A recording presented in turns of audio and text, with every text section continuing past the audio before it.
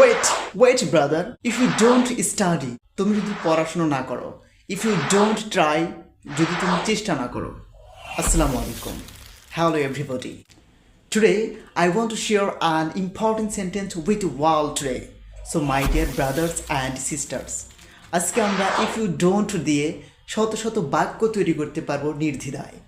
আপনি if you don't দিয়ে শত শত বাক্য তৈরি করতে পারবেন এখন থেকে। আমরা উইথাউট এনি গ্রামার, কোনো রকম গ্রামার ছাড়াই কিভাবে নির্দ্বিধায় ইংলিশ স্পিকারদের মতো ইংলিশে কথা বলা যায়, আমরা সেটা শিখি আমার এই চ্যানেলে।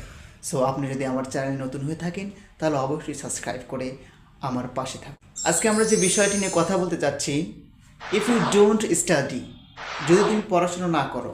আজকে আমরা ইফ ইউ ডোন্ট এর পুরোপুরি ব্যবহারটা শিখব। সো ফার্স্ট অফ অল, আপনি এই বিষয়টি ভালোভাবে আপনার মাইন্ডে সেভ করে নেবেন। If you don't, if you don't, if you don't. আমরা এরপরে বলতে পারি if you don't eat rice, যদি তুমি ভাত না খাও। ইফ ইউ ডোন্ট স্টাডি, যদি তুমি পড়াশুনো না করো। If you don't wake up early, যদি তুমি সকালে ঘুম থেকে না ওঠো। If you don't work hard this year, যদি তুমি এই বছরে কঠোর পরিশ্রম না করো। My dear brothers and sisters, আমরা একটি সেন্টেন্স দিয়ে শুধুমাত্র ভার্বগুলো চেঞ্জ করে শত শত বাক্য কিন্তু আমরা নির্দ্বিধায় তৈরি করতে পারলাম।